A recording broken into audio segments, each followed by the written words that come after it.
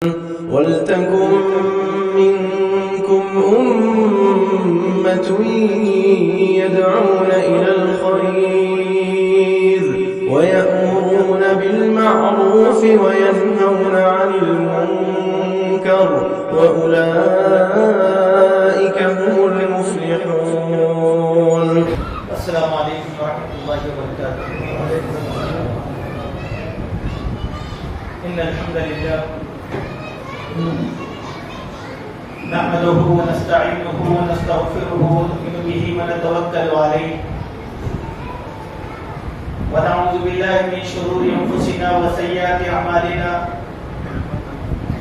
من يهد الله فلا مضل له ومن يضلل فلا هادي له. وأشهد أن لا إله إلا الله وحده لا شريك له وأشهد أن محمدا عبده ورسوله أرسله بالحق بشيرا ونذيرا وداعيا إلى الله بإذنه وسراجا منيرا. أما بعد فإن خير الحديث كتاب الله وخير الهدي هدي محمد صلى الله عليه وسلم وشر الأمور محدثاتها وكل محدثة بدعة وكل بدعة ضلالة وكل ضلالة في النار. فقد قال الله سبحانه وتعالى: أعوذ بالله من الشيطان الرجيم. بسم الله الرحمن الرحيم. يا أيها الناس اتقوا ربكم الذي خلقكم من نفس واحدة وخلق منها زوجها وبث منهما رجالا كثيرا ونساء واتقوا الله الذي تساءلون به والأرحام إن الله كان عليكم رقيبا. يا أيها الذين آمنوا اتقوا الله وقولوا قولا سديدا يصلح لكم أعمالكم ويغفر لكم ذنوبكم ومن يطع الله ورسوله فقد فاز فوزا عظيما.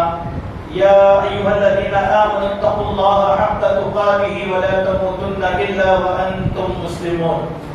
وقال الله سبحانه وتعالى: قل اللهم مالك الملك تؤتي الملك من تشاء وتنزع الملك ممن تشاء وتعز من تشاء وتذل من تشاء بيدك الخير انك على كل شيء قدير.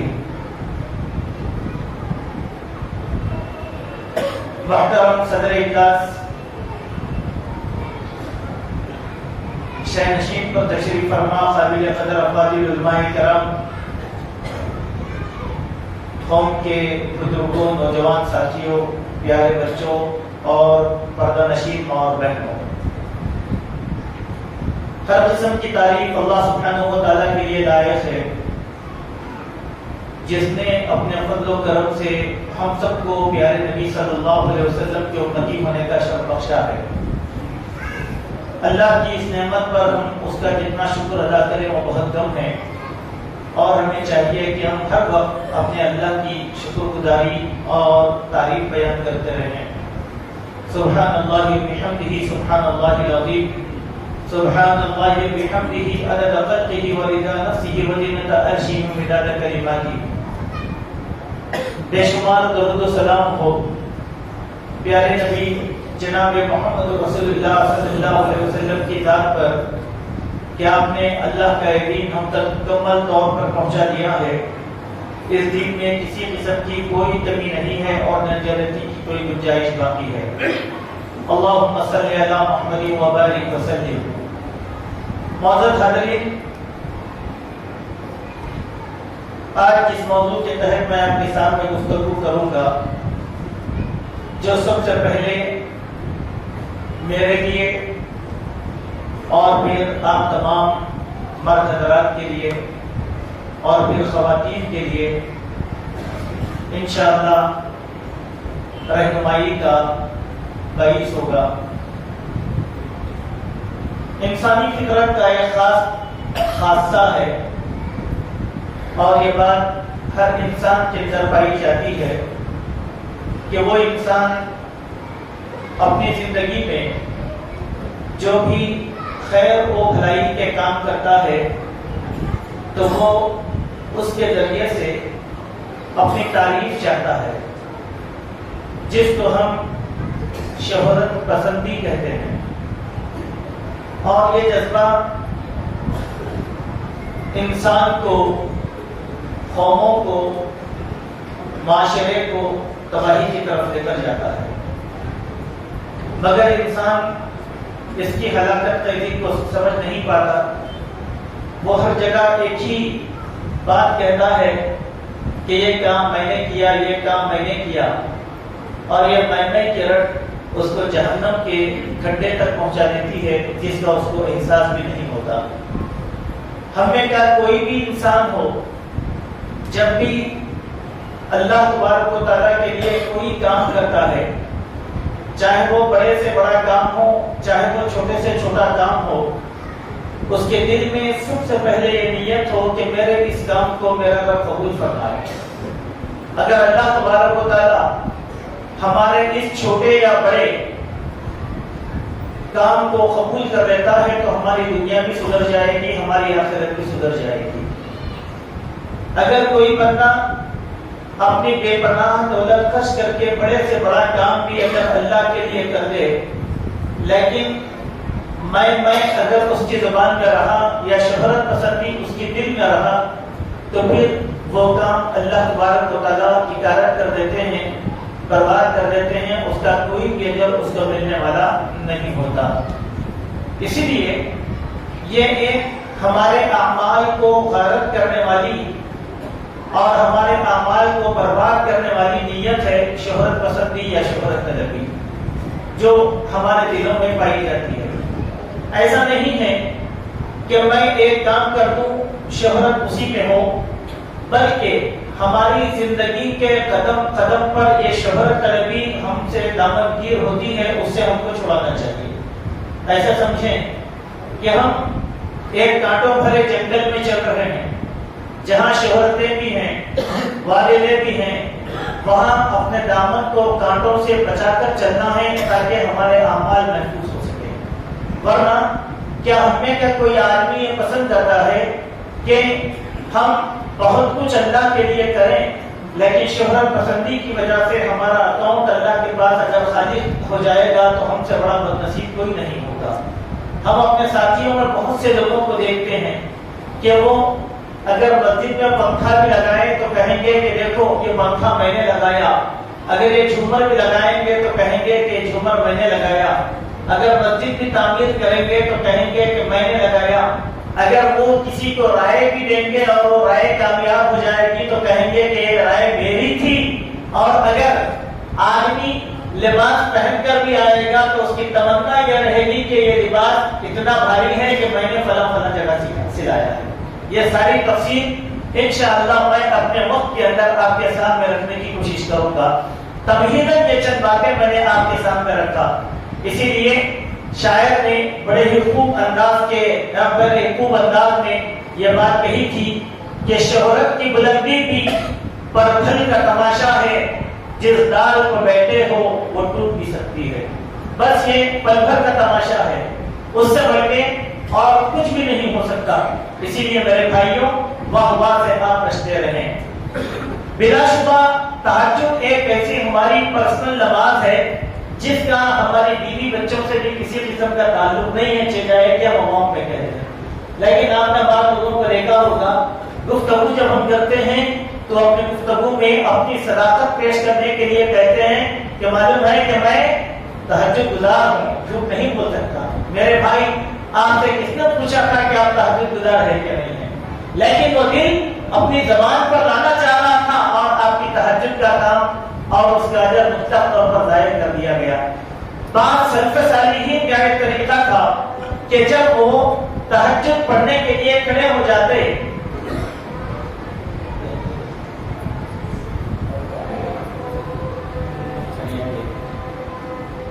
المہم جو بات میں آپ کے سامنے عرض کر رہا تھا وہ یہ ہے کہ یہ جو شہرت پسندی ہے یہ موقع چیز ہے، اس کا کوئی فائدہ حاصل ہونے والا نہیں ہے، ہمارے اعمال کو اکارت کرنے والی ہے۔ اسی لیے ہم سب سے پہلے اس شہرت پسندی سے بچتے رہیں۔ میں آپ بتلائیں، انبیاء اور مرسلین میں حضرت ابراہیم خلیل اللہ علیہ السلام نے اللہ کی اطاعت میں جتنا بڑا کام کیا، میں سمجھتا ہوں کہ اتنا بڑا کام کسی نے نہیں کیا۔ اللہ نے حکم دیا کہ اے ابراہیم، تم باپ اور بیٹے مل کر میرا گھر بناؤ، تو حضرت ابراہیم علیہ السلام نے کعبۃ اللہ شریف کی عمارت تعمیر کرنا شروع کر دیا۔ اب سب سے بڑا اگر کسی کو شہرت پسندی نصیب ہونی چاہیے تھی تو حضرت ابراہیم کو، چونکہ وادی بیابان میں بڑے مجبوری کی حالت میں ساز و سامان کے نہ ہونے کے باوجود بڑے نامساعد حالات میں انہوں نے اللہ تبارک و تعالیٰ کا گھر بنایا. اب واہ ابراہیم علیہ السلام کتنی کرنی چاہیے، لیکن وہ کتنی عاجزی کے ساتھ دعا کرتے ہیں اللہ تبارک و تعالیٰ سے. آپ ذرا غور کریں اس دعا کو پر، ربنا تقبل منا انک انت السمیع العلیم. اے میرے اللہ تیرا حکم تھا، میں نے تعمیر کر دیا، اس حقیر خدمت کو تو قبول فرما لے. سبحان اللہ سبحان اللہ. حضرت ابراہیم علیہ السلام اللہ کی اطاعت میں اتنا بڑا انقلابی کام کیے کہ آج ہم خانہ کعبہ کا طواف کرتے ہیں، اس کا حج کرتے ہیں، اس کا عمرہ کرتے ہیں، انہیں کی محنتوں کا دین ہے. لیکن وہ خود پسندی کو طلب نہیں کیے. لیکن آج ہم ایک عمرہ کر کے آگے کہتے ہیں کہ میں عمرہ گیا تھا، میں حج جا رہا ہوں، پورے محلے میں ڈھنڈورا ہو رہا ہے، اخبارات کے اندر اشتہارات بھی چھپ رہے ہیں. ایسے حج کا کیا فائدہ جو شہرت پسندی کے لیے ہو؟ ایسے عمرے کا کیا فائدہ جس کا مقصود ہماری نیتوں میں شہرت بھری ہوئی ہو؟ اسی لیے میرے مومن بھائیوں، ہمارا ہر کام اللہ کی رضامندی کے لیے کیا جائے گا، اللہ کی رضامندی کے لیے کیا جائے گا. قرآن مجید میں اللہ تبارک و تعالیٰ نے سورۃ الدہر میں مومنین کی ایک تعریف بیان فرمایا کہ مومن وہ ہیں وَيُطْعِمُونَ الطَّعَامَ عَلَىٰ حُبِّهِ مِسْكِينًا وَيَتِيمًا وَأَسِيرًا. کہ مومن وہ ہیں جو کھانا کھلاتے ہیں اللہ کے چہرے کی خوشنودی حاصل کرنے کے لیے مسکینوں کو، یتیموں کو، یسیروں کو، کنگالوں کو، بھوک مری سے زندگی گزارنے والوں کو یہ پیٹ بھر کر کھانا کھلاتے ہیں. اور وہ کھانا کھلانے کے بعد یوٹیوب کی شہرت حاصل نہیں کرتے. ہم نے اتنے لوگوں کو کھانا کھلا دیا. آپ نے دیکھا ہوگا کہ لاک ڈاؤن کے زمانے میں 2 کلو چاول مالداروں نے تقسیم کیا، لیکن 4 ہاتھ لگا کر 4 مالداروں نے تصویر کشی کی. ایک ماؤس غریبوں کو لے جا کر پیٹ بھرنے کے لیے دیا، اور 3 لوگ اس کو ہاتھ لگا کر دے رہے ہیں. اللہ کے بندو ذرا غور تو کرو کہ ہماری شہرت طلبی کیا ہم کو یہ اللہ کی رضامندی کی ضمانت دے گی؟ ہرگز نہیں. مومن کی صفت کیا ہے؟ انما نکرمکم لوجہ اللہ. اے لوگوں، ہم نے جو کھانا کھلایا ہے یہ اللہ تعالیٰ کے چہرے کی خوشنودی کے لیے کھایا ہے. لا نريد منکم جزاء ولا شکورا. نہ ہم اس کے ذریعے سے کوئی واہ چاہتے ہیں، نہ کسی قسم کا کوئی بدلہ چاہتے ہیں. سبحان اللہ. ہمارا بدلہ تو اللہ تبارک و تعالیٰ کے پاس ہے، ہمارا بدلہ تو اللہ سبحانہ و تعالیٰ کے پاس ہے. لیکن میرے بھائی، آج ہم شادی کی محفلوں میں 1000-2000 لوگوں کو کھانا کھلاتے ہیں اور لوگوں سے پوچھتے ہیں کہ کھانا کیسے تھا. حیدرآباد سے باورچی کو بلایا تھا، 4 لاکھ کا کھانا میں نے کھلایا، 5 لاکھ کا میں نے کھانا کھلایا. لوگوں نے کہا کہ کھانا بڑے مزے کا تھا. شادی میں آ کر، ولیمے میں آ کر دلہا اور دلہن کو دعا دینا تو یاد نہیں تھا، لیکن کھانے کے چٹخاروں کو لوگوں کے سامنے بیان کرتے ہیں. یہ اللہ کی رضامندی کے مطلق طور پر خلاف ہے. ایسی دعوتوں کے بارے میں جناب محمد رسول اللہ صلی اللہ علیہ وسلم کی حدیث ہے جس میں آپ نے فرمایا اگر تم کو کوئی آدمی کھانا کھلا کر احسان جتاتا ہے، شہرت پسندی کرتا ہے، تو آئندہ اس کی دعوتوں کو کبھی قبول نہ کیا کرو، کیونکہ اس کا مطلب لوگوں کو کھانا کھلانا نہیں ہے، اللہ کی رضامندی نہیں ہے، بلکہ اس کھانے کے ذریعے سے لوگوں کی واہ چاہتا ہے، واہ چاہتا ہے. اور ایسی واہ سے کیا فائدہ ہوا؟ نہ اجر ملا، نہ برکت آئی، نہ اللہ تبارک و تعالیٰ کی طرف کوئی بھلائی ہوئی. اسی لیے اللہ کے پیارے نبی جناب محمد رسول اللہ صلی اللہ علیہ وسلم نے ارشاد فرمایا من سمع اللہ بہ ومن یرائی یرائی اللہ بہ. جس نے شہرت پسندی کی نیت سے کوئی کام کیا، اللہ تعالیٰ اس کی حسب نیت قیامت کے دن لوگوں کے سامنے اس کے کام کا افشا کر دیں گے. اور جس نے دکھاوے کے لیے کام کیا تھا، اللہ تعالیٰ سارے لوگوں کے سامنے اس کے دکھاوے کو سامنے لا لیں گے. قیامت کا دن ہوگا، لوگ میدان محشر میں جمع ہوں گے، کچھ نیک لوگ ہوں گے، کچھ برے لوگ ہوں گے، اور اللہ تبارک و تعالیٰ کا دیدار ان لوگوں کو نصیب ہوگا جو نیک اور صالح لوگ رہیں گے، اور جو مومن رہیں گے ان کو اللہ تبارک و تعالیٰ کا دیدار نصیب ہوگا. جنت عدن میں اللہ تبارک و تعالیٰ اپنے عزت کی چادر کو اٹھائیں گے تو سارے ایمان والے اللہ کا دیدار کریں گے تو ایک الگ صورت اور شکل میں اللہ کا دیدار کریں گے، اور جب وہ دوسری شکل میں اللہ تبارک و تعالیٰ کو دیکھیں گے تو اللہ تبارک و تعالیٰ ان لوگوں سے سوال کرے گا کہ میں تمہارا رب ہوں۔ اللہ کہے گا کہ ہاں میں تو تمہارا رب ہوں، کیا تم جانتے ہو کہ میری دوسری شکل صورت کیا ہے؟ تو نیک اور صالح بندے کہیں گے اے اللہ آپ کی پہچاننے کی دوسری شکل صورت یہ ہے کہ آپ آج قیامت کے دن ساری جنتیوں پر اپنی پنڈلیوں کو کھول لیں گے۔ اللہ کی کبریائی کی قسم آپ کی پنڈلیاں بتا دیں گی کہ آپ خدا ہیں۔ اللہ تبارک و تعالیٰ اپنی پنڈلیوں کو کھول دے گا، اہل ایمان پکے اور سچے مومن جو رہیں گے وہ سجدے میں گر جائیں گے، اور وہ مومن جنہوں نے دنیا میں دکھانے کے لیے سجدہ کیا تھا وہ سجدے میں جانے کی کوشش کریں گے، لیکن اللہ کے لیے قیامت کے لیے ان کو سجدہ نصیب نہیں ہوگا۔ ان کی پیٹھ تختوں کی طرح اکڑائی جائے گی، وہ جھکنا چاہیں گے لیکن جھک نہیں پائیں گے، ان کو سجدہ نصیب نہیں ہوگا۔ میرے مومن بھائیوں، قیامت کے دن بھی ذلت ہے، دنیا کے اندر بھی اللہ تبارک و تعالیٰ نے ان کے حق میں ذلت رکھ دیا ہے۔ تو دیکھیں ہمارے پاس بہت سے لوگ ایسے ہوتے ہیں جو نماز پڑھتے ہیں، کیوں؟ ان کے دل میں مؤذن کی اذان سننے کے بعد اذان کا نماز کا جذبہ پیدا نہیں ہوتا، بلکہ ایک دل میں ایک نیت ستاتی ہے، ایک خیال ستاتا ہے میں مسجد کا صدر ہوں، نماز تو نہیں جاؤں گا تو کیا ہوگا، لوگ کیا کہیں گے، میں ایک مولوی مولانا ہوں، اگر میں نہیں جاؤں گا تو لوگ کیا کہیں گے، لوگ کیا کہیں گے۔ یہ نیت سے وہ نماز کے لیے آ جاتا ہے، نماز پڑھتا ہے، سنن کا اہتمام کرتا ہے، نوافل کا اہتمام کرتا ہے، اس کی یہ نماز منافق کی نماز کی طرح ہوئی، چونکہ وہ اللہ کے چہرے کی خوشنودی کے لیے مسجد کو نہیں آیا، کیونکہ منافقین کی صفت قرآن میں بیان کی گئی کہ وَإِذَا قَامُوا إِلَى الصَّلَاةِ قَامُوا كُسَالَىٰ يُرَاءُونَ النَّاسَ، کہ وہ نماز میں جب کھڑے ہوتے ہیں دکھانے کے لیے سستی کے ساتھ کھڑے ہوتے ہیں تاکہ یہ بتائیں کہ یہ کتنی لمبی نماز پڑھتا ہے، لوگ کہیں کہ ہمارے متولی صاحب ایسی نماز پڑھتے ہیں، اول وقت میں آتے ہیں، پہلے مصلی پر کھڑے ہو جاتے ہیں، سب سے آخر میں جاتے ہیں، لوگوں میں واہ واہ ہو جائے گی۔ اگر ہمارے دل میں یہ نیت آ جائے تو فوراً مسجد کو چھوڑ دیں اور باہر نکل جائیں۔ کیوں؟ حضرت عمر بن خطاب رضی اللہ عنہ کا ایک واقعہ ہے، ان کی سیرت میں ایک مرتبہ حضرت عمر رضی اللہ عنہ لوگوں سے ہٹ کر ایک کونے میں چلے جاتے ہیں، اپنے آپ سے خطاب کرتے ہیں اور اپنے آپ کو کوستے ہیں، اپنے آپ کو جھنجھوڑتے ہیں۔ لوگ یہ منظر کو دیکھ کر بڑے تعجب میں پڑ جاتے ہیں کہ کیا ہو گیا، امیر المومنین ایسے کیوں کر رہے ہیں؟ ہم میں کے بھی کچھ لوگ ہیں جب چلا جاتے ہیں تو اپنے آپ سے بات کرتے ہیں، کھڑے کھڑے اشارے کرتے ہیں، وہ لوگ اپنے آپ کو کوس لیتے ہیں، ان کی غلطی پر اپنے آپ کو شرمندہ کرنے کی کوشش کرتے ہیں۔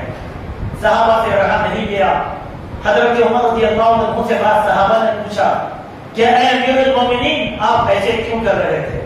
سبحان اللہ، کون؟ حضرت عمر رضی اللہ عنہ۔ حضرت عمر نے کہا میں یہ اسی لیے کر رہا تھا، تھوڑی دیر کے لیے میرے دل نے یہ کہا کہ اے عمر اب تو تم امیر المومنین بن چکے ہو، یہ سارے لوگوں پر تم سے زیادہ معزز کوئی نہیں۔ میرے دل نے مجھ کو غرور میں مبتلا کر دیا تو میں اپنے نفس کو کوس رہا تھا۔ اپنے نفس کو کوسو میرے بھائی، جب بھی غرور کی بات آئی تو اس کو ٹالو، اس کو جھنجھوڑ دو، کیونکہ شیطان اس کے ذریعے سے اللہ کی رحمتوں سے ہمیں مایوس کرنا چاہتا ہے، اللہ کی رحمتوں سے ہمیں دور کرنا چاہتا ہے۔ اسی طریقے سے آپ دیکھیں گے کہ کچھ لوگ ایسے ہوتے ہیں جو لباس پہنتے ہیں تو وہ شہرت طلبی کے لیے لباس پہنتے ہیں، ان کا لباس پہننا شہرت طلبی کے لیے ہوتا ہے۔ کیسے؟ ان کی میری عادت ہے کہ میں سب کو لباس پہنتا ہوں، بس اگر میں بڑی محفل میں بھی چلے جاؤں تو میں وہ لباس پہنوں گا جس کے پہننے کا میں عادی ہوں، وہ لباس جس کے پہننے کا میں عادی نہیں ہوں، ایسا لباس پہننا میرے لیے جائز اور درست نہیں ہوتا۔ ہم لوگوں کا دیکھا دیکھی لباس پہنتے ہیں، میری حیثیت ہے کہ میں 40 روپے میٹر والا کپڑا پہنوں، میں 40 کا ہی پہنوں گا. لیکن کل میں نے کسی ہیرو کو دیکھ لیا، اس کا کرتا بڑا پسند آیا، میں دکان میں گیا اور 400 روپے میٹر کا کپڑا میں نے پہن لیا. اب پہننے کے بعد آدمی خاموش نہیں بیٹھتا، بڑی محفل میں بار بار اپنے کپڑوں کو دیکھتا ہے. لوگ کہتے ہیں کہ کیا پیارا کپڑا ہے، کہتا ہے کہ نہیں میں نے لندن سے منگایا، بڑا بھاری کپڑا ہے. کیا بھاری کپڑا دھلتا نہیں ہے؟ بھاری کپڑا میل پکڑتا نہیں ہے؟ کیا بھاری کپڑا پھٹتا نہیں ہے؟ لیکن دل میں کیا بات آئی؟ نہیں بھی پوچھیں گے تو دوست سے کہے گا اے میرے دوست یہ بڑا بھاری ہے، معلوم ہے کہ 30,000 روپے کی شیروانی میں پہنتا ہوں. سبحان اللہ. اپنے دل سے سوال کر کے دیکھو کہ 30,000 روپے کا لباس آپ نے پہنا، کیا یہ لباس پھر دوسرے دن آپ پہن سکتے ہیں؟ میری ماں اور بہنیں بھی سنیں. کیوں؟ کپڑوں کا شوق عورتوں کو بہت زیادہ ہوتا ہے. کپڑے الماریوں میں جمع کر رکھتے ہیں لیکن پہننا دل نہیں چاہتا. بھاری ساڑی ہے پہنوں گی تو خراب ہو جائے گی، برسوں تک وہ رکھی رہے گی لیکن پہنے گی نہیں. فائدہ کیا ہے؟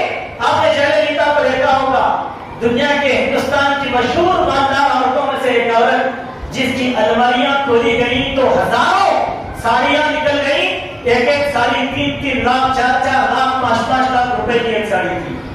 ایک بار پہنی تو دوبارہ نصیب نہیں ہوا، لیکن مرنے کے بعد اس کی ساڑیوں میں کیا ہوا؟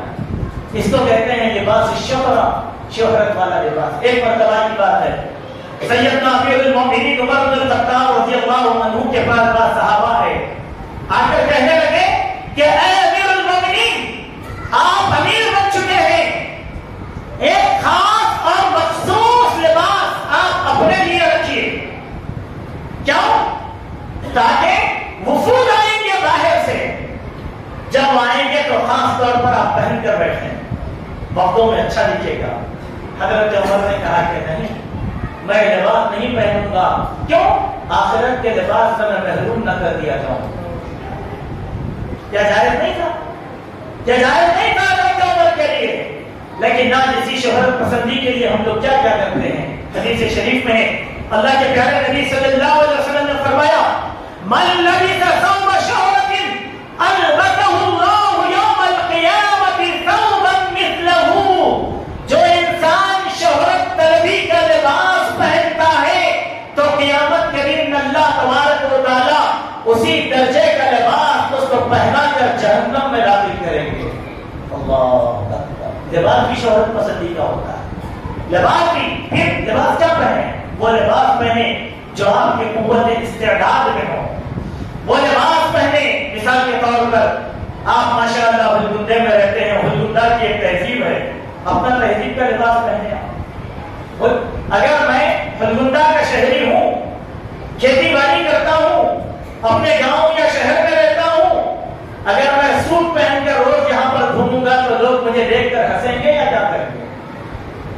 علانیہ کہیں گے کہ دیکھو کیا ہو گیا، اس کو دیوانہ آیا ہوا ہے. بھلے یہ ہمارے پاس وہی آپ حیدرآباد میں ہیں، شہر میں ہیں، آپ کی اپنی کمپنی ہے، وہاں جو لباس پہننا وہ پہن کر جائے.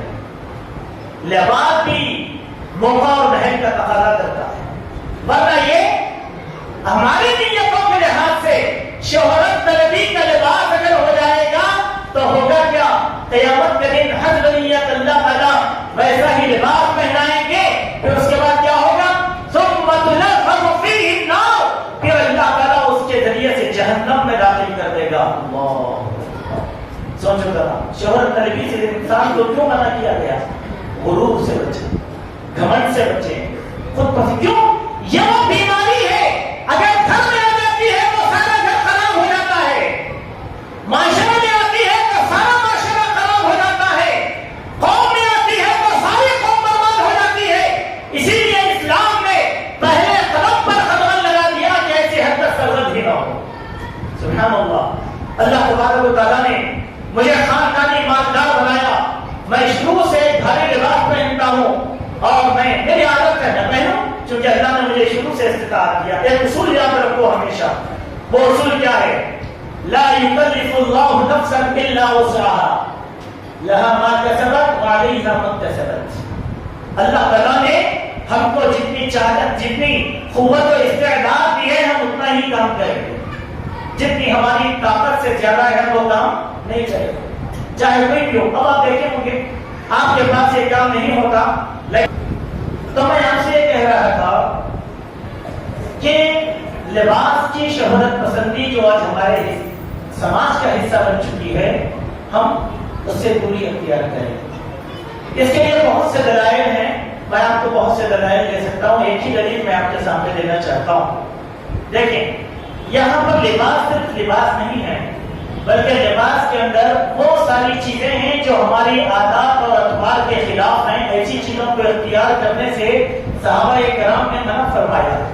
وہ پسند نہیں کیا کرتے تھے. مثال کے طور پہ لباس ہو، کھانے پینے کی چیزیں ہو، گھر بار ہمارا مکان ہو، یہ ساری کی ساری چیزیں ایسی ہونی چاہیے جو ہماری تہذیب کا تقاضا کر سکیں. جو چیز ہماری ثوابت اور استطاعت کے خلاف ہے وہ چیز شہرت کے اندر آ جاتی ہے. مثال کے طور پر دیکھیں میری قوت نہیں ہے لیکن یہ شہرت پر سے پسندی مجھے کام دینے پر مجبور کرتی ہے. میری طاقت نہیں ہے لیکن میری خواہشات کی تکمیل مجھے حرام کاری یعنی رشوت دینے پر مجبور کرتی ہے. میں اپنے خواہشات کو پورا کرنے کے لیے سود کے دور دیوار کو دستک دیتا ہوں اور سودی معاملات اختیار کر لیتا ہوں. چاہے شادی ہو، چاہے کھانا پینا ہو، چاہے بیاہ ہو، چاہے گاڑی خریدنا ہو. ہمارے سماج میں یہی چیزیں ہیں. میرے بھائی کا مکان اچھا ہے، میرا مکان اچھا نہیں ہے، لہٰذا میں کیا کروں؟ بینک سے جاتا ہوں، ہوم لون لیتا ہوں، اپنا گھر بنا دیتا ہوں. میرے پاس استطاعت نہیں ہے کار خریدنے کی، لیکن میری بیوی کہتی ہے کہ بھائی کے پاس کار ہے، تمہارے پاس کار نہیں ہے، لہٰذا تم بھی کار لو. میں EMI پر لون پر کار اٹھا دیتا ہوں. اب اس کے لیے نئی حجتیں کرتا ہوں، دلائل پیش کرتا ہوں. نہیں میرے بھائی، ہماری استطاعت اور طاقت سے باہر جو بھی چیز ہے اس کا اختیار کرنا ہمارے لیے جائز نہیں ہے. مقروض ہونا نہیں ہے، سود پر جانا نہیں ہے، رشوت پر جانا نہیں ہے. چونکہ یہ دنیا تو ختم ہو جائے گی لیکن قبر کی پہلی منزل سے حساب اور کتاب شروع ہو جائے گا. ہر مومن کو اس کا خیال رکھنا بے انتہا ضروری. ایک مرتبہ کی بات ہے، حضرت عتبہ بن فرقد نے آذربائیجان سے حضرت عمر بن خطاب رضی اللہ عنہ کے لیے ایک میٹھا بنایا تھا. میٹھا کیا کہا کہ ہمارے امیر المومنین کی خدمت میں یہ میٹھا میں پیش کروں گا. سبحان اللہ. حالانکہ نیت خراب نہیں تھی، ان کے دل میں یہ خواہش ہے کہ ہمارے امیر بھی وہ میٹھا کھائیں جو وہ کھا رہا. بڑے دو دیگچوں میں میٹھا بنایا اور ایک اونٹ پر سوار کروا کر وہ جو دیگچے ہیں وہ مدینہ منورہ کو آذربائیجان سے بھیجا، رشیا سے. وہ قافلہ لے کر آیا، حضرت عمر رضی اللہ عنہ کی خدمت میں رکھا، آپ کے سامنے پیش کیا. حضرت عمر رضی اللہ عنہ نے کہا کہ یہ کیا ہے؟ فرمایا گیا کہ عتبہ بن فرقد جو آذربائیجان کے گورنر ہیں انہوں نے آپ کے کھانے کے لیے میٹھا بھیجا. سبحان اللہ. جائز تھا، حرام نہیں تھا. حضرت عمر تھوڑا سا چکھتے ہیں، چکھنے کے بعد ایک سوال کرتے ہیں. وہ جو وقت لے کر آیا اس سے کہا کہ ایک بات بتاؤ، آذربائیجان کا رہنے والا ہر مسلمان واسی یہ کھاتا ہے؟ کہا کہ نہیں، خاص آپ کے لیے بنایا گیا، خاص آپ کے لیے بنایا گیا. حضرت عمر رضی اللہ عنہ نے کہا کہ تم اس کو واپس لے جاؤ اور آذربائیجان کے غریبوں میں کھلاؤ. میں اللہ کے پاس ایسا امیر بن کر جانا نہیں چاہتا کہ میں اپنے خواہشات کا پیروکار بن جاؤں. مجھ سے زیادہ بدترین امیر کوئی نہیں ہوگا. مانے کیا ہے میرے بھائی؟ کیوں؟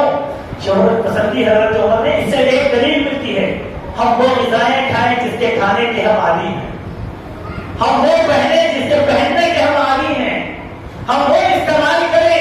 ایسا نہیں کہ حیدرآباد گئے آپ نظام سرکار کا محل لے کے اور آپ کے دل میں خواہش نہیں کہ میرے گھر میں بھی ایسے ماربل استعمال کیے جائیں گے، لیکن آپ کی استطاعت نہیں ہے. بچوں پر ظلم کیا، بیوی کے حقوق کو مار دیے اور حرام کاری کی اور پیسہ لایا اور اپنے گھر کو بنا دیا. فائدہ کیا ہے اس گھر کا؟ فائدہ کیا ہے اس گھر کا؟ اسی لیے ہم اس چیز سے بچو جو شہرت پسندی کے خلاف ہے. ایک شاعر نے بڑے خوب انداز میں کہا تھا کہ کردار کو کپڑوں میں چھپا رکھا ہے تو نے، کردار کو کپڑوں میں چھپا رکھا ہے تو نے، کپڑوں کی طرح تو تیرا کردار نہیں ہے. سبحان اللہ. سوچو، کپڑے آدمی کی شخصیت کو واضح طور پر بیان کر دیتے ہیں. آسان سی بات، اگر ایک کھیتی باڑی کرنے والا انسان سر ہو اگر پہن کے چلے گا تو لوگ اس کی واہ نہیں کریں گے، اس پر ہنسیں گے. وہ کیوں؟ اس کو وہ ججے گا نہیں، اس پر وہ سجے گا نہیں. اسی لیے میرے بھائی اپنے کردار کو کپڑوں میں چھپانے کی کوشش مت کرو. یہ لباس ہمارے اندر کے داغ دھبوں کو چھپانے کے لیے پہنا جاتا ہے. آپ نے دیکھا سیدنا عمر بن الخطاب رضی اللہ عنہ جب عمرہ کرنے کے لیے گئے، عمرہ کر رہے تھے، صحابہ کی نظروں نے ان کے لباس کو کاٹ لیا کہ حضرت عمر کے جسم پر جبہ پہنا ہوا تھا اس میں 16 پیمن لگے ہوئے تھے. اللہ اکبر. امیر المومنین جن کا نام لے کر بڑے بڑے حکمرانوں کے تخت طاؤس ہلایا کرتے تھے، وہ حضرت عمر اپنے کپڑوں میں 16 پیمن والا لباس پہنے. کبھی ان کے نفس نے ان کو ملامت نہیں کیا. کیوں؟ یہ فطرت ہے. ایمان کی فطرت. ہماری دولت ایمان ہے، ہماری شان ایمان ہے، ہماری مقبولیت ایمان ہے، ہمارا وقار ایمان ہے. یہ سب ظاہری چیزیں ہمارا وقار نہیں ہوتی. میرے مومن بھائیوں، اسی کے ساتھ ساتھ ایک اور بات میں آپ کے سامنے رکھنا چاہتا ہوں. وہ بات یہ ہے کہ بعض لوگوں کی عادت ہوتی ہے کہ ایک اور عمل دیکھیں شہرت طلبی کا کیسا ہوتا ہے. مجھے شہرت کی بڑی بیماری ہے. میں چاہتا ہوں کہ واہ واہ ہو جائے میری. بہت بیماری ہے مجھے. کیوں؟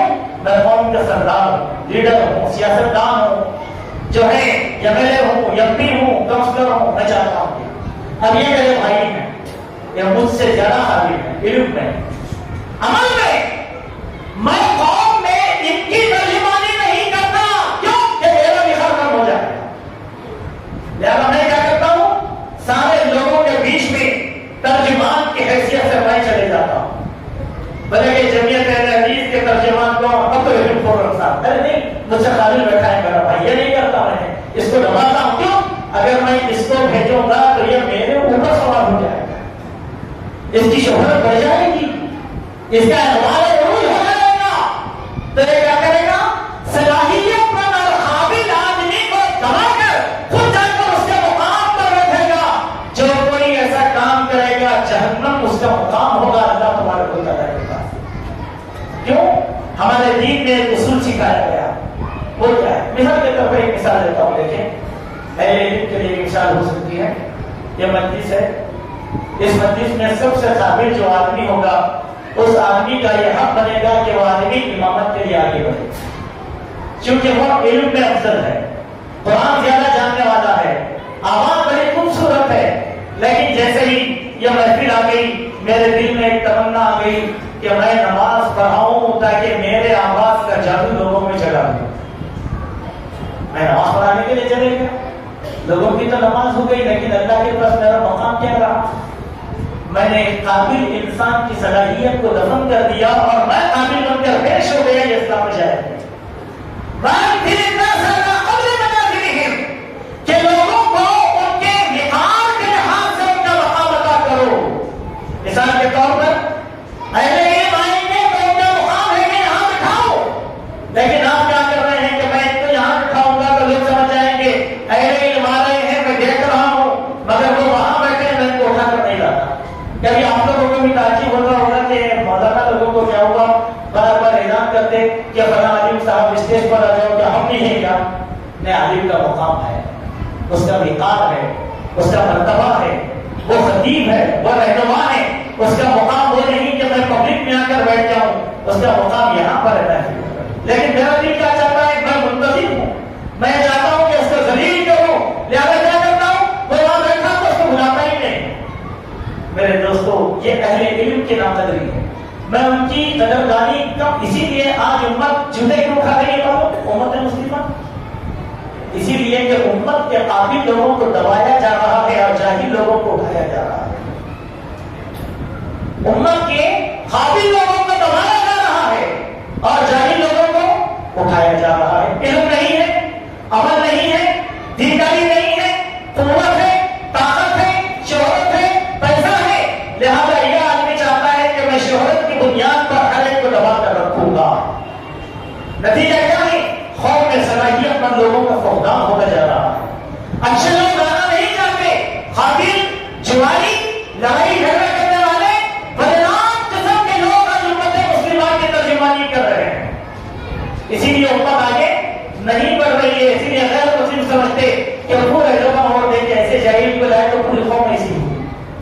حابیل کو لے کر آؤ، حابیل کو لے کر آؤ۔ ڈاکٹر عبدالکلام جب کسی محفل موجودہ آدمی نہیں تھے، لیکن ایک تجربے کا سائنٹسٹ تھے، لیکن جب کہاں پر بھی جاتے تھے تو ہندوستان کی عزت ہوتی تھی کہ نہیں ہوتی تھی؟ ہوتی تھی۔ بولے اتنا بڑا قابل آدمی ہندوستان ہے، اب مودی جی جاتے ہیں تو عزت ہوتی؟ بلے ایسی انڈین قوم میں اس کو لا کر وزیر اعظم بنا دیا، جو کر رہے ہیں لوگ اس کے نام پر۔ اسی لیے میرے بھائی قوم کے اصلاح کے لیے قابل لوگوں کو آگے بھیجو، یہ ایمان کا تقاضا ہے، یہ اس کی قدر و منزلت ہے۔ اسی لیے اللہ کے پیارے نبی صلی اللہ علیہ وسلم کی ایک حدیث جس میں آپ نے فرمایا وَمَنْ قَامَ بِرَجُلٍ مُسْلِمٍ مَقَامَ سَبْعَةٍ فَإِنَّ اللَّهَ يَقُومُ بِهِ مَقَامَ سَبْعَةٍ يَوْمَ الْقِيَامَةِ۔ جس شخص نے کسی آدمی کی قدر و منزلت کو کم کرنے کے لیے اس کے مقام کو ختم کر کے خود جا کے وہاں پر کھڑا ہو گیا تو اللہ تبارک و تعالیٰ قیامت کے دن اسے بدنام کی کے رسوا کن مقام پر فائز کر دیں گے۔ دیکھیے شہرت یہاں پر بھی ہے، شہرت یہاں پر بھی۔ چلیے ایک حدیث ہے، میں اس حدیث کے بعد باتیں بہت ہیں آپ کو بتانے کے لیے، لیکن وقت ہمارے پاس نہیں ہے، لیکن آخری ایک بات آپ کے سامنے رکھتا ہوں، وہ بات بڑی پیاری ہے ماشاء اللہ۔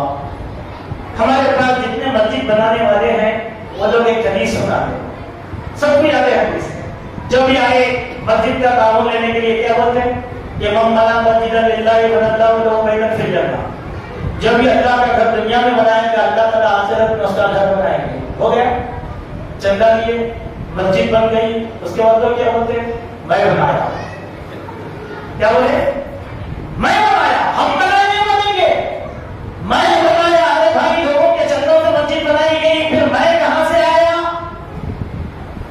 چل بات لوگ ہوتے جو مسجد بنا کے بڑے مالدار ہے ہمارے پاس، مسجد بنا دیے، ہر ایک بلا کر میں بنایا مسجد، میرے سر کے خاص سے میں بنایا۔ سبحان اللہ، معلوم ہے وہ حدیث کس کے واسطے ہے؟ من بنا مسجد للہ، یہ آدھی حدیث ہے، آدھی حدیث ہم لوگ بیان نہیں کرتے، اس کے اندر علت کیا ہے؟ دیکھیے اللہ کے پیارے نبی صلی اللہ علیہ وسلم کی اس حدیث میں آپ نے فرمایا من بنا مسجدا لا يريد به رياء ولا سمعة بنى الله له بيتا في الجنة۔ یہ حدیث ہے، کیا کہا کہ جو کوئی انسان اللہ کے گھر کو مسجد کو تعمیر کرتا ہے جس کی نیت ریاکاری نہیں ہے، جس کی نیت شہرت پسندی نہیں ہے، ایسے آدمی کے لیے اللہ تعالیٰ جنت میں گھر بنائے گا۔ اللہ اکبر۔ مسجد بنانے کے بعد بھی ریاکاری نہیں، اگر یہ ریاکاری جائز ہوتی تو ابراہیم کر سکتے تھے کہ نہیں؟ اسماعیل کر سکتے تھے کہ نہیں؟ وہ تو تعلیم بن گئی قیامت تک کی، جب ہو گئی ہاں بن گئی الحمدللہ، دل سے دعا کرو اللہ سے اللہم تقبل منا انک انت السمیع العلیم۔ مسجد کی انتظامی کمیٹی محنت کر کے مسجد بنا دی، وہ اکیلے میں سجدہ کریں اللہ سے اور کہیں کہ اے اللہ ہماری اس محنت کو تو قبول کر لے بس، تو اللہ تعالیٰ ایسے لوگوں کے لیے جنت میں گھر بنائے گا۔ ورنہ شہرت پسندوں کے لیے اللہ تعالیٰ جہنم کا گھر بنایا ہوا ہے۔ آخری بات میرے دوستو، بہت سی باتیں ہیں اس میں، کئی باتیں ہم اب نہیں کر سکتے آپ کے سامنے۔ ہمیشہ نیت رکھو کہ ہماری شہرت آسمانوں پر ہو، ہم زمین پر ہیں، ہماری شہرت آسمانوں۔ کیا ہم یہ نہیں چاہیں گے ہم زمین پر ہو اور ہماری شہرت فرشتوں میں ہو جائے؟ سبحان اللہ۔ اور یہ بھی عقیدے کا حصہ ہے کہ اگر کوئی آدمی دنیا کے اندر اللہ کی رضامندی کا کوئی کام کرتا ہے تو اللہ تعالیٰ ملائکہ میں اس کا اعلان کرتا ہے، اور جب ملائکہ میں اس کا اعلان کرتا ہے تو ملائکہ اس کے حق میں دعائیں کرتے ہیں۔ کیا یہ شہرت پسندی ہمیں مجھے تو ایسی شہرت پسندی چاہیے جو دنیا میں نہ ہو، آخرت میں جب میں مر کر اللہ کے پاس جاؤں تو فرشتے میرا استقبال کریں، واہ واہ کہیں، جبکہ مجھے خود نہیں معلوم کہ میں نے دنیا میں کیا عمل کیا۔ فجر کی نماز میں اور عصر کی نماز میں فرشتوں کا آنا جانا ہوتا ہے مساجد میں، جب فرشتے اللہ کے حضور میں جاتے ہیں تو اللہ ان سے سوال کرتا ہے جب تم گئے تھے تو میرے بندے کیا کر رہے تھے، اور جب تم واپس آ رہے تھے تو میرے بندے کیا کر رہے تھے؟ فرشتے کہتے ہیں کہ اے اللہ ہم فلاں مسجد میں گئے اور وہاں جا کر کیا دیکھتے ہیں کہ تیرا فلاں بندہ، نام لے کر کہتے ہیں تیرا فلاں بندہ، تیرا فلاں بندہ کہہ رہا تھا سبحان اللہ الحمدللہ لا الہ الا اللہ اللہ اکبر، اے اللہ تیری تعریف بیان کر رہا تھا. اچھا یہ کہہ رہا تھا. اللہ تعالیٰ اپنے مقرر فرشتوں سے کہتے ہیں اے فرشتوں سنو، میرا فلاں بندے نے میری تعریف کی، تم بھی اس بندے کے لیے تعریف کرو. وہ فرشتے اللہ کے حکم سے اس آدمی کے لیے دعائیں کرتے ہیں اور اللہ تعالیٰ کہتا ہے کہ جاؤ سارے آسمان کے فرشتوں میں اعلان کروا دو. تو فرشتے دوسرے فرشتوں کو کہتے ہیں، ساتوں آسمانوں میں اس کی شہرت ہو جاتی ہے. سبحان اللہ. کیا یہ شہرت ہم کو نہیں چاہیے؟ اسی لیے میرے بھائیوں، شہرت آخرت کی، دنیا کی نہیں. ہمارا استقبال آتا رکھنا. اسی لیے مجاہد فی سبیل اللہ کی صفت کیا بیان کی گئی؟ جس حالت میں زمین پر مرا تھا قیامت کے دن ویسے ہی اٹھے گا. شہرت پسند کے لیے کیا کہا گیا؟ سبحان اللہ. ایسی حدیثیں ہیں اللہ کے نبی کے سامنے تعریف کی گئی فلاں صحابی کی، فلاں شہید ہو گیا یا رسول اللہ مبارک. کہ مبارک کچھ نہیں، اس کا عمل تو ایسے تھا، اس کے لیے تو جہنم کی آگ تیار کی گئی ہے. اللہ اکبر. ایسی شہادت کا کیا فائدہ؟ ایسی شہادت کا کیا فائدہ؟ لہذا میرے بھائی، میں جو بات آپ کو سمجھا رہا تھا وہ یہ کہ کسی بھی معاملے میں عاجزی اختیار کرو، اللہ کی رضامندی حاصل کرنے کی نیت کرو، اللہ کی رضا اور اللہ کی خوشنودی حاصل کرنے کی نیت کرو. دنیا کی واہ واہ اس شہرت پسندی سے کچھ ملنے والا نہیں ہے. ہمارے سارے نیک اعمال کو برباد کرنے والی چیز ہے خود پسندی، شہرت پسندی. اللہ تعالیٰ ہم کو اس چیز سے محفوظ فرمائے.